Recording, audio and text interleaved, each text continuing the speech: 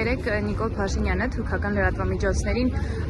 ասուլիս էր տվել եւ պատասխանել էր մի շարք հարցերի կապված հայ-թուրքական հարաբերությունների հետ։ Մասնավորապես ասում էր, որ մենք որոշակի խողովակներով ունենք հարաբերություններ Թուրքիայի հետ, բայց դրանց մեջ չէր մտնում առևտուրը, այլ օրինակ բերեց ԵԱՀԿ Միսկի խմբի քարտուղարի ընտրությունները, որոնք ըստ երևույթին հայ-թուրքական հարաբերությունների համար կարծես թե ոչինչ կարելի է որակել։ Ինչպես կգնահատեք երեկվա հայտարարությունները Նիկոլ Փաշինյանի կապված հայ-թուրքական հարաբերությունների վերաբերյալ։ Նիկոլ Փաշինյանը շտապում է մինչև աշխարհակարգի կայունացումը, շտապում է իշխանությունը պահպանելու գարանտներ, երաշխավորներ փնտրել եւ իդեմս Էրդողանի է տեսնում այդ երաշխավորին։ Եվ այդ մեդիատուր կոչվածի իրական նպատակը դա էր, որ հենց անմիջապես այստեղ թուրքական հասարակությանը ներկայացվի այս վարչախմբի տեսակետը հայ-թուրքական հարաբերությունների վերաբերյալ եւ այդ հայ-թուրքական հարաբերությունների մեջ շեշտադրում արվի, որ ցեղասպանությունը, ճանաչումն ու դատապարտումը այլևս Հայաստանի Հանրապետության արտաքին քաղաքական օրակարգի մաս չէ։ Ամենակարևոր, այսպես ասած, մեսիջը, որ ցանկանում են հաղորդել թուրքական հասարակության այդ լրատվամիջոցների միջոցով, դրանում է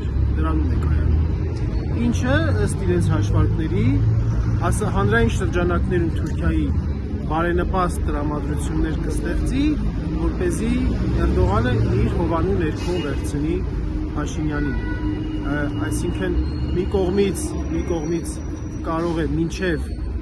այսպիսի խնդիր կարող է առաջանալ։ Բաքուն կարող է դեմ գնա այս process-ին, որովհետև դեռ շատ բաներ ունի ինքը կորզելու։ Մյուս կողմից Փաշինյանը փորձում է հնարավորինս շուտ մտնել Էրդողանի հովանու ներքո, որպեսզի այդ կորզումները շատ չլինեն, որպեսզի իդեմս Էրդողանի ունենա մեծ եղբայր, որը իր մյուս փոքր եղբորը այդպես կզսպի Հայաստանի նկատմամբ իր ախորժակները սահմանափակելու։ Այսինքն թուրքական լրագրողներին տված ասուլիսը Նիկոլ Փաշինյանի համար երաշխավորագիր էր, կարող է ասել Թուրքիայի կողմից, որ իր անվտանգությունը ամեն դեպքում պաշտպանված է։ Երաշխավորագիր չէր, այլ ձգտում է փաստացի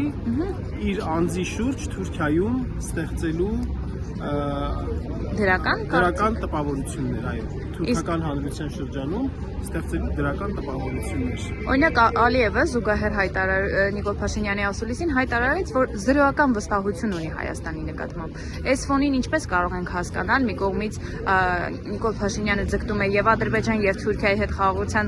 խաչմելու խաղաղության պայմանագիր ամեն բար կապված խաղաղության հետ, բայց մի կողմից էլ հնչում է, որ մենք վստահություն չունենք, մեզ փաստաթուղթ է պետք։ Շատ պարզ է, որովհետև Նիկոլ Փաշինյանը ուզում է այս դրությամբ ֆիքսել, որ այլ զիջումներ չունենա, որովհետև ինչքան շատ է զիջում, այնքան իր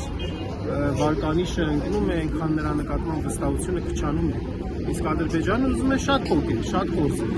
Նիկոլ Փաշինյանը ձգտում է օր առաջ ստորագրել, ասում է հենց այս պահին ստորագրել խաղաղության, այսպես կոչված խաղաղության պայմանագիր ստորագրել, որ այլ սահմանադրության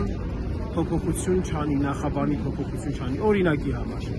Շուտ ստորագրել, որ այլ միջանցքի հարց չբացվի, շուտ ստորագրել, որ